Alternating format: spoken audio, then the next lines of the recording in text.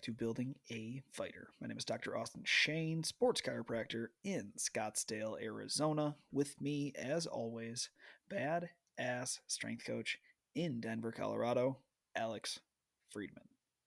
Today, we're going to be talking about sports technology in the performance and the recovery lens that is worth your money. It is worth gets you a good bang for your buck, and that you can invest in, whether you're a coach, an athlete, a therapist, to help everybody around you. So, Alex, the number one thing that every athlete should have, every gym should have access to, and every therapist and coach should know how to read. What the fuck is it? A heart strap, which we Can you have a say that whole again, just clearer? right, which we have a whole podcast on this, and it's a heart rate strap, right? Yeah. So something that gives you an accurate readout of your heart rate while you're working out, while you're exercising, and gives us like track trackable longitudinal data, right? So again, reference back. I can't even remember how long ago we did that podcast, but a heart rate strap can be pretty invaluable as a just a reliable metric of how hard was the workout, how what type of intensities did your athletes achieve, and it gives you good feedback on workload and Yep. capacity. So those are your really go-to metrics, go-to like bang for your buck metrics is tracking your heart rate over session period, over your weekly workload, and then compare back, and we can make a lot of inferences from that and understand somebody's general or kind of typical cadences with that. 100%. It's $80 for the relatively top of the line model, Polar. So that's a relatively low investment if we're talking about like this is your career, Right. or even for recreational like weekend warriors and people that are doing jiu-jitsu or wrestling or striking that aren't professionals. $80 is not that bad for something that's going to give you a lot of data.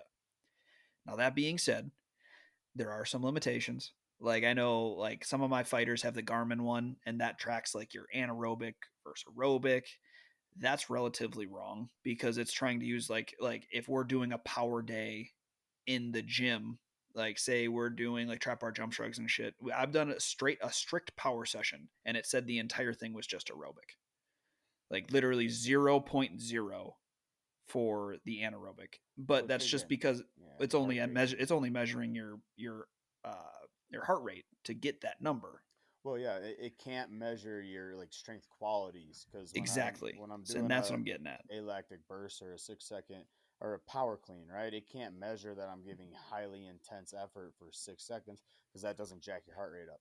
Really, what it Exactly. should be is like lactic or glycolytic versus aerobic, right? hmm So So that's a limitation of a heart strap. That it's not going to be able to, if you're doing power metrics and you're doing like straight up like strength training, not really conditioning, the heart rate strap isn't going to be super useful. But if we're adding conditioning into what we're doing, or if we're using any sort of aerobic metric, it's extremely valuable. And everything involving combat sports is aerobic somewhat in nature. right. Well, and I think a big limitation in heart rate straps or just even sports tech in general is the communication side of things. Like, what does this mean? Right? It's the reading it and the communication behind that. And a lot of companies that have tried to circumvent that or give you a readiness score or tell you what your readouts. Do they make you in a green day? Are you red that day? Like think about the whoops, think about the aura rings, think about other readiness devices. Those numbers are just super generalized Mm-hmm. and really hard to make individual to the person, right? And then on top of that, a lot of times they don't jive with our plans for the day. So it's like, how much meaning does this give me anyway, Right. right? So especially with a heart rate strap, another limitation I can think of specific to that is when I look at that graph, that little jaggedy edged graph thing, and it tells me how much time did I put in each heart rate zone or whatever. It's like, if I'm not a sports performance professional or I don't have really a lot of training, it's like, how do I read that? Mm-hmm. Right. And so, Austin, why don't you give us your one or two kind of key indicators on how you read that from a like qualitative viewpoint? For sure. The number one thing I need my athletes to understand is So say you just finished up doing a max burst. So we get into the red zone and we're trying to go as hard as we can. Or say we're in the middle of sparring and we go from our 5 minute round right into our 1 minute rest. I want your graph as sharp as possible. It should be as sharp of an angle as it possibly can be to go from that high heart rate down to our recovery zone. That tells me that your recoverability or your ability to recover in the given time frame is vast. It is robust and it is extremely well conditioned. Okay, though that's number one that athletes need to understand is if you're doing anything that is involving a rest period, I need your graph coming out of the red zone to be as sharp straight down as possible. It should almost be a literal vertical line. It's never going to be, but if yours looks like a 30-degree angle versus a 140-degree angle, you fucked up in some way, shape, or form. And we need to focus on recoverability as a mainstay of your training, not necessarily the training itself, because recovering is a skill. The second thing that we can use is I really like doing any sort of like threshold training and just touching where we're going and dropping back down, touching where you're going and dropping back down. So that's going to look like almost like V's, consistent V's on a heart graph where you're going up and down and say like the orange zone on a polar strap. You're touching the red, dropping back down to the bottom of the orange, touching the red, dropping back down to the bottom of an orange. Again, what does that tell me? That tells me that you're consistently recovering at the rate that you're looking to, and you're consistently able to give a effort forward that is going to be the same, right? You're not dropping off in any way, shape, or form, which for combat sports is invaluable. Our goal at all points in time is from the beginning minute to the end minute, you should be as close to the same power and same consistency as possible. And it's never going to be like that, but we can train you to be as consistent as you can be through those 15 to 25 minutes. And then I guess I'll do the third one. It really helps with our zone two or fat oxidation running or our aerobic work. So our zone two work is going to be that blue zone on a polar strap. And that's not always so. If we're doing a polar strap or any heart rates that aren't, you don't, if you don't do your VO2 max and you don't do your actual or know where your actual percentage is, that's going to be a guesstimate, right? So the blue zone for you is different than the blue zone for me, but Polar is going to put it relatively stable. It doesn't know your VO2 max. Right. But for the most part, we want to increase your ability to burn fats. We want to increase your efficiency when not doing high intensity exercises. We can do prolonged or LSD work, as Alex says, because you're going to be so fucking bored you wish you were on LSD to do it. That prolonged exercise, having that feedback right there in front of you and staying in that blue zone without spiking too much allows you to know that you're consistently burning that energy system. Right. Yeah, and I'm gonna add two more to that. One thing I've seen in a lot of like specifically grapplers or really well aerobically trained athletes is like, can we even touch the red?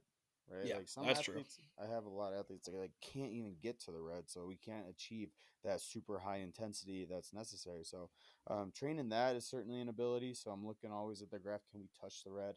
And then the next thing that I'm looking at is a way to classify how hard the workout is. So Mm-hmm. I'm kind of looking at accumulated time in each zone, right? And generally, if we spend upwards of like 10, 15 minutes in the red, right, that's a really hard workout, Fuck right? yeah. That's going to be a red day for sure, right? So 10 or 15 in the red is generally a red day. When we start coming back down, it's like, do we spend majority of the day in the blue? That gets closer to the green day. And then like per time that we're training, we're looking at somewhere in the middle of those two for the red or for the yellow day, excuse me. Yeah. Last thing is I know I said two, I'm lying again. I compare back, right? And a lot of Yes. times this is more typical in strength and conditioning. You can loosely apply it to skill practice. Look back the week previous in the same session. How did my heart rate respond to this session here? Like maybe we did the same workout 2 weeks in a row, and this week, and I didn't change sets, reps, weights, anything. I didn't Mm-hmm. change at all. All right. But my average heart rate dropped 5 beats, right? Mm-hmm. That's improvement in the session, right? Or that's making you more ready or more prepared. So I compare back, or maybe our heart rate's super jacked up for this session, right? It's not like all of a sudden the session got way harder. It's you weren't in a good place to start the session, Mm-hmm. right? So it gives you some feedback that way when you compare back across time. 100%. That's it's an extremely valuable tool that is a relatively low price, and while there are limitations, almost anybody that competes or partakes in combat sports should have a heart strap. And we did what we said we weren't going to do, which was talk forever about heart rate I know strap. that's fine. People aren't going to go back to the podcast, so it's good. What's the Um, next bang for your buck exercise tech, Austin? I mean, outside of like the small ones, like straps and shit like that, I truly think the next best thing you can get is a VBT, a velocity based training device. Okay. Um, they used to be super expensive. So they used to be like GymAwares are a few $1,000s. Push had a crazy high monthly membership that you had to pay. But nowadays, the VBT I bought, which is a linear model, which means you attach the string to the bar. It's not just based off of like Bluetooth technology, Right. or It's more GPS, I believe. accurate. The Yeah, linear model is more it's accurate. more accurate. I think we paid 350, and now there's one. Actually, the one that I think I'm gonna buy, I think I'm gonna buy another one. It's called Gravity Box. They're based out of Canada. They basically nobody's heard about them. They got like 150 followers on Instagram, but I saw Matt Crowley, who used to be the second in command at the PI, right, for strength and conditioning. He was Sure. your intern person. Coordinator, Um, yes.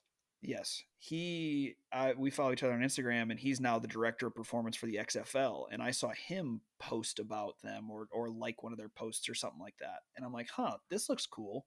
And it's a VBT, it's a linear transducer. It's able to go up and down from based off what it looks like. It's extremely accurate, but then it also you can use that as a vertical jump metric too. You can throw it on a barbell and you can do vertical jumps with it. Um, it seems like very good tech, and it's only, I think, in American dollars, $220. So while it is expensive, that's not that expensive for the ability to track how fast you're literally doing any movement and try to Yeah. stay within that range. Because one, knowing that and knowing the exact metrics on that allow you to be so much more specific with your training, and it opens up so many different doors. Like Yeah. I'll use VBT as my cutoff metric sometimes. Like you're only doing as many reps as possible until you hit zero point 0.8 meters per second of some sort of speed strength movement, and as Yeah, soon as they absolutely. hit that, they fade.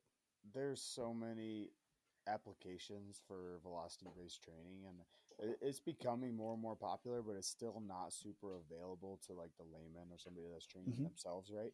But it's such a better lens to view our ability to lift weights from, right? Like our ability to lift weights forever and always is gauged by how many pounds can you put on the bar, Yep. right? And quite honestly, the question of speed shouldn't really ever be there. To me, speed is like you're going to do every rep as fast as possible. Mm-hmm. The resistance is what slows you down, right?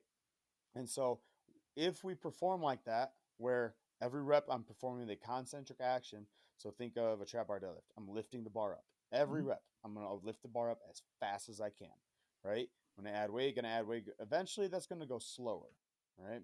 And so if we're lifting in that maximum voluntary contraction, is kind of what it's called. If we're lifting in that type of setting, and then we track the bar speed on there, we can more accurately get adaptations based on the strength qualities that we're looking Mm-hmm. for, right? So if I want somebody that to be really powerful, okay, I'm going to put a VBT on there, and let's say a really powerful number is 1 meter per second, Yep. right? They get under the bar. There's 250 pounds on there. They move the bar at 1.5 meters per second. Okay, That's that's fast as not fuck. right, and especially with 250 pounds, that's not a heavy enough weight for them to truly be training power, Right. right? So that would be a really, really powerful, or I shouldn't say powerful, really fast athlete, Mm-hmm. right? And so we need to up the weight, and now we know we need can specifically target power because of the feedback from the velocity based training device. Right. And the other cool thing you could use VBT to is you can use that as your readiness assessment. Yeah, You can have, as soon as they walk in, there's a trap bar deadlift, and it's set up to that person 7 out of 10, and you know they're 7 out of 10. They should be able to hit. I don't know. It's different for everybody, right? But some people have protocols where it's your 70%. You should be able to hit point. I believe the number was 0.5 to zero point 0.6 for like 7 reps or something like that. A norm, if you will, Okay. right? I'm just giving general ones that I've heard of, but it's a norm of that athlete. If you have them do that every single day, and then one day they show up and they're only able to hit 2 reps at that given speed, you know their CNS is fucking fried. Like Hmm. there's no way that they can actually move the way that they're supposed to be moving. You know that they are in the red if you're looking at your aura ring or your watch or whatever. Like Hmm. so you can't push them that session. That session needs to be a recovery session or a low intensity session. So you can do that through VBT. It doesn't have to be one of these fancy wearables, which Yeah. is where outside of that, VBT, it's extremely useful. I would highly recommend people, if you have the means to spend the 200 to 220 on a gravity box. They're out of stock right now. They sell out like immediately, Hmm. but you can sign up for their email list and they'll send it to you. But they seem like a relatively top of the line product for a low price point. That's really only the price of one and a half of our custom programs. Yeah. So Right. it's not expensive to get in, and I think it kind of can change the way that you train. Yeah, and to your point too, you can do so many different things from them. One thing you were talking about was minimal velocity threshold, right? So it's like Mm-hmm. you're gonna do as many reps you can hitting this speed. Once you can't hit this speed anymore, you're done.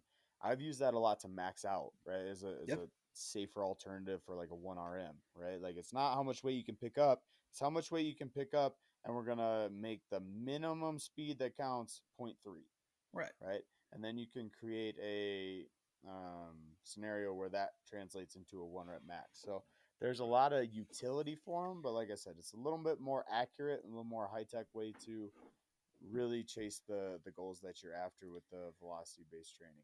Without going too far down the rabbit hole, that would be a cool concept of taking the APRE Yeah, and doing that with velocities, not weights. instead of max reps. Yeah, Yeah, definitely you do max reps at a given velocity. That would be a cool concept to compare between the normal weight side versus the velocity side and see which one would give better benefits. for sure. Anyways, I digress.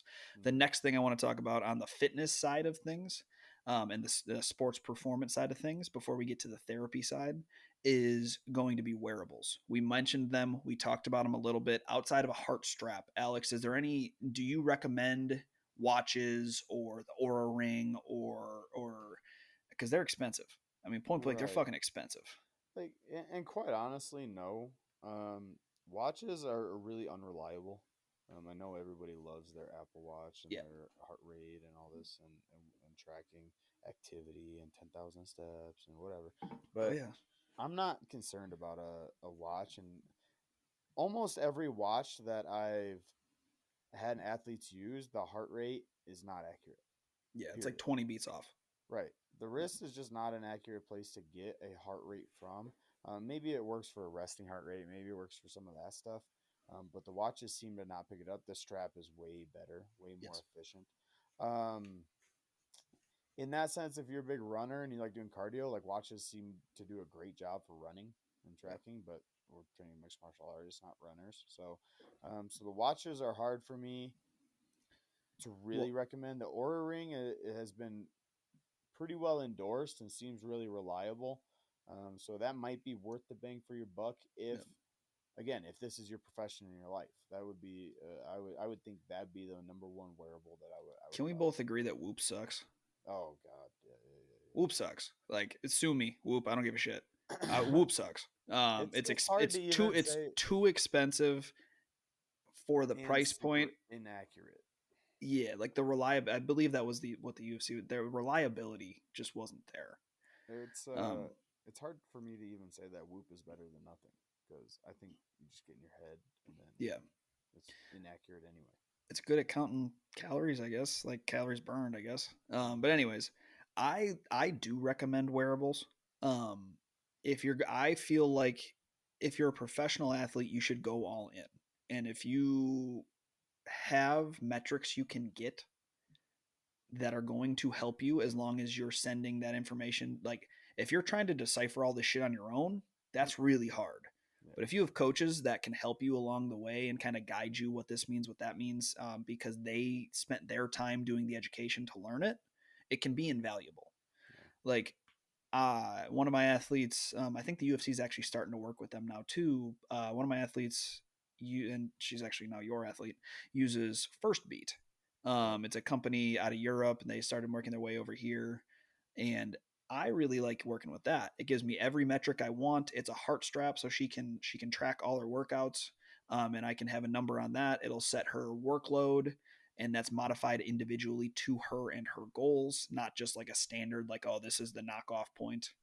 And then it also has a recovery in like a morning wake up readiness score option where I can know immediately through not just heart rate but also electrical impulse and HRV where she was at so that I would be prepared and I can modify my workout accordingly based off looking at the readiness score and looking at her over like her trim score or training impulse and combining those two to see, oh, is she overtrained right now? Then I need to one to be the one to step off and tell the other coaches that, hey, we got to pull her off the gas pedal a little bit.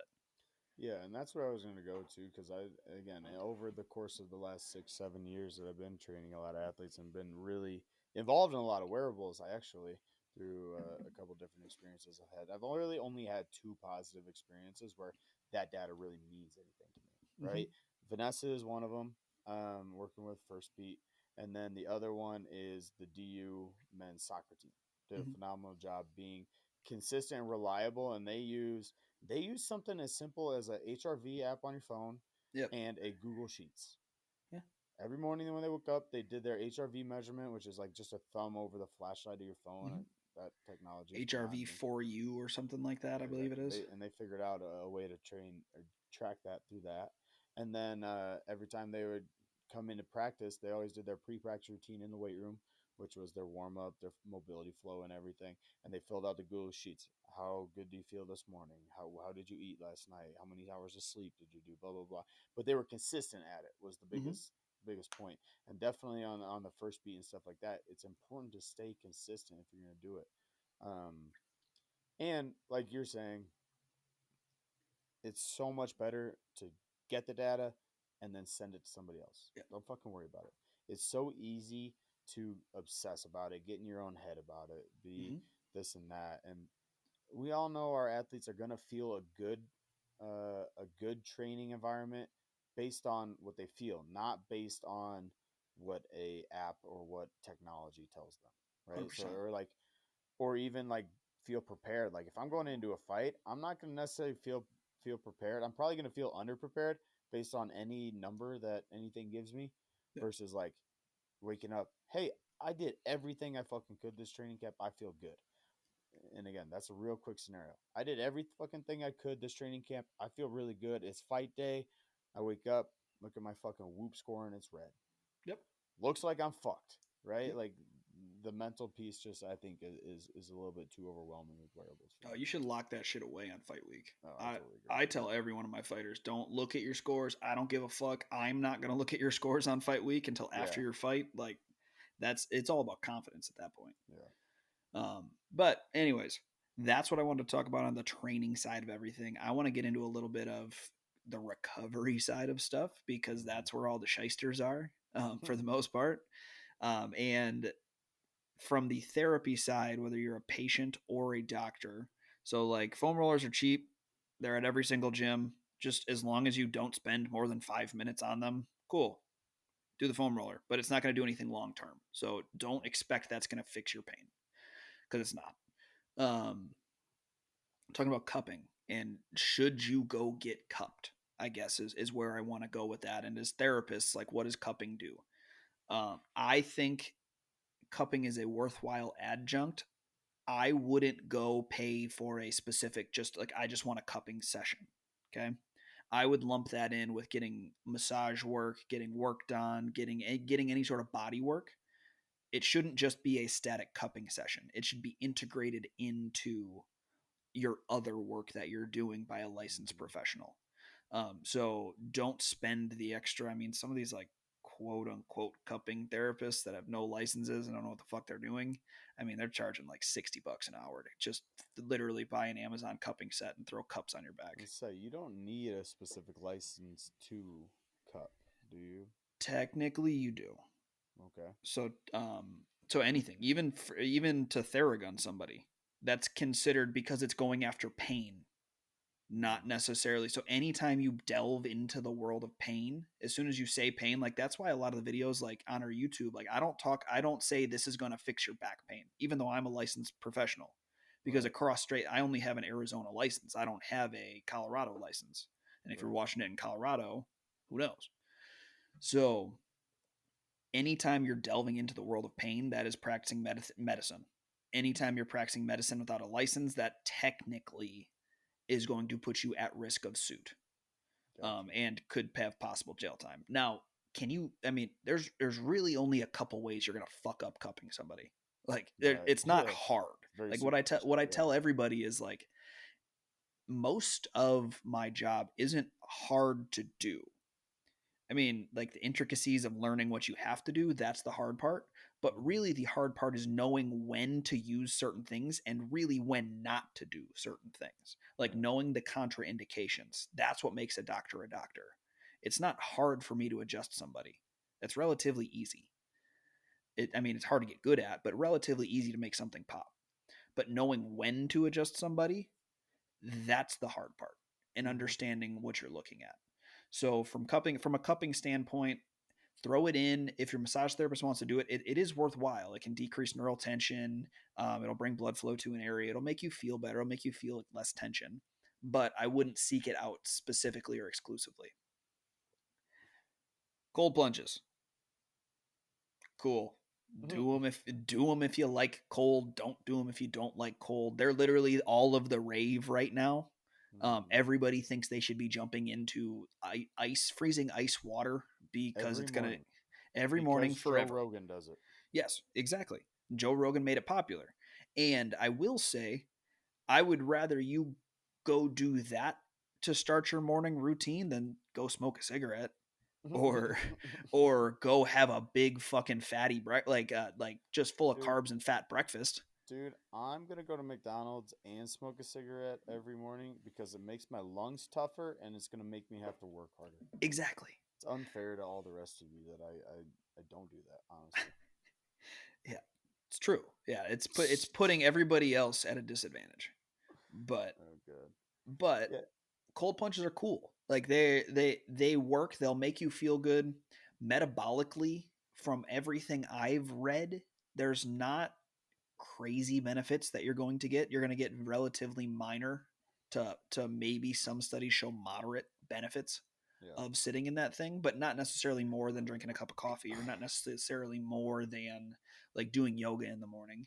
It's just different. I don't think it's bad, but if you have to spend $5,000 to put one in at your house or go to like a recovery spot and pay $200 a month to do that, I don't necessarily know that it's worth it if you're strapped for cash. Oh yeah, and my pretty unresearched lens on a lot of this is whatever you do, if you believe really hard that it's working and you're consistent at it, 100%. that's the biggest benefit you're gonna get, right? Placebo's a hell of a drug. Exactly. You could call it a placebo, and like if you believe in it, and then it creates confidence in you, and then you're consistent doing it, then I think it's got the biggest benefit for you rather than any single one individual thing in itself, right? We can super disassociate smoking a cigarette versus getting in a cold plunge, Mm-hmm. but get it, jumping in a cold plunge, going outside barefoot and grounding yourself every morning. Yep. I'm not going to recommend one based on the academic research of which is more beneficial. I'm going to literally say, which one makes you feel better? Right. Which one puts your day in best alignment and you feel good about? Right? Do Mm-hmm. those, right? It's hard to split hairs in that Well, realm. that's how I talk about heat and ice or sauna and a cold plunge or whatever. Yeah, Most of the research that I've read and I like my deep dives. Well, I don't always remember all the names. I typically remember most of the studies. right. Um, it's literally half of one or one half the dozen. I don't know what the fuck is that saying. I'm fucking that one up. Eight and one half a dozen. I don't fucking know. It's basically neutral. Good try. Whatever one you like more, that's going to be the one that's going to help you. Right. So then pick whatever the fuck feels good to your body. Yeah, dude. Like you don't have to just do a cold plunge because Joe Rogan said to do a cold plunge. Do what makes your body feel good, and sometimes that's the sauna, which is another trend right now. Sometimes that's a heat pack. Sometimes it is a cold plunge, but you got to find the right recipe for you because you're different than every other person on earth and everybody's body's different. Facts. Big facts. All right, moving from that into more the clinical side of things. Dry needling. I do a lot of dry needling. I think it's extremely beneficial. Um, I still stand by. I don't think you have to go seek out just specific dry needling. Like a lot of people, when they go to a healthcare specialist, they want like they're walking in, they're like, oh, they like literally people on their intake forms for me will fill out, I just want to be dry needled, Hmm. and I'm like, that's not necessarily how this works here. I'm the doctor. It's not an a la carte service, and you get to tell me what you're doing for your healthcare. I'm gonna pick, and sometimes dry needling isn't the case. Like just Yeah. because it's worked for you at one point in time for a different part of your body doesn't mean that's gonna work everywhere in your body. Like I've needle athletes that it helped their traps like crazy. All their neck pain went away. We dry needled and did some rehab. Cool. And then we tried to do it for their low back, and it caused a further spasm just because it wasn't the right modality for that area. So that can be said for electrical stimulation, that can be said for dry needling, that can be said for Normatec boots, that can be said for adjustments, manual therapy. All of these things are included, and I guess the point I want to try to get across for the fancy I got to seek out a certain treatment people is that the treatment doesn't necessarily matter. The clinical reasoning behind the treatment that you're getting is what matters, and that's what you should be seeking out if you need any sort of care. It's not seeking out somebody just because they have an ARP wave. It's seeking out that they know when to use that ARP wave and when not to use that ARP wave is what you should be looking for. No, totally. I totally agree. You gotta seek out the competency, and that's what you're buying. And to your point earlier, it's not. I'm not buying the service, right? Nobody comes to me and says, "Hey, I want a bench press." Mm-hmm. You know, like cool. Like, what's your goal, right? If somebody says my true goal in life is to bench press 400 pounds, whatever. Okay, then we're gonna do some bench press, Yep. right? But you're paying for my expertise of how to get there, right? You're paying Mm-hmm. for your expertise of how to get out of pain. So that's literally what you're paying for is not the needling service. You're paying for the recipe to help you feel better, right? Same thing. You wouldn't go to a car mechanic, and if I know nothing about cars, I'm not going to say, the wheel kind of squeaks when I turn. Can you replace my transmission? Yeah. Like, no, right? Like that doesn't Right. make any sense. I'm going to pay the mechanic to figure out what's wrong, and then pay him to fix it, right? Dude, the funniest thing is like the dads that go to like private sessions. Not with me. I'm talking about like wrestling. Okay. They'll go to wrestling and think that they know more than the wrestling coach, and they're paying for a private. I've seen this happen. So you're just Person's paying them paying to like shake the 150 wheel. bucks for a private and still coaching. He's literally paying to coach his own kid instead of letting the coach that he's paying $150 to go do the job that he's paying him Just want for. this other guy present. Yeah, it's wild. Validate me, please. Yeah. But So that's why you pay a professional. Like right. you're not paying like, exactly what you said. You're not paying for the service, you're paying for the experience. You're paying for that person in front of you and trusting them, trusting your success, trusting your health, trusting your fitness in the person in front of you so that you don't have to do it. It doesn't have to be a responsibility on you anymore. That's what you're paying for. So trust them. But That's what the if whole I? point. But what if I know everything? Well, then you're an asshole. Because any that that then might you're be the that then might be you're an the asshole. that might be the truest thing you've ever said, Austin. Oh Yeah, man. Well, I mean that's all I have for a lot of those modalities that's and what I got. I got what I sports wanted tech. to say off my chest. If you guys couldn't tell, this was my podcast topic. I was gonna say Austin texted me in the middle of the day. We're talking about this today. Okay, all right, here we go. Oh yeah, but close it out, Alex. Oh man, I don't know if I can I'm close. not putting you on the spot like that. I won't do that to Thank you. you, thank you. All right, y'all. So if you got to get in touch with us, all of our information is in the show notes. That's going to be Instagrams and emails. We also have Building a Fighter programs and memberships available at buildingafighter.com. If you're an athlete that just got out of your competitive season, I'm looking at you guys, fighters fighting in March, as well as wrestlers just finishing up the season. We have programs specifically designed for you and working in the off season. So check that out. That's at buildingafighter.com. And then, of course, we always have custom programs there for you as well if you want it specified to all of your individual needs. But this is Dr. Austin Shane. Alex Friedman. And we are out.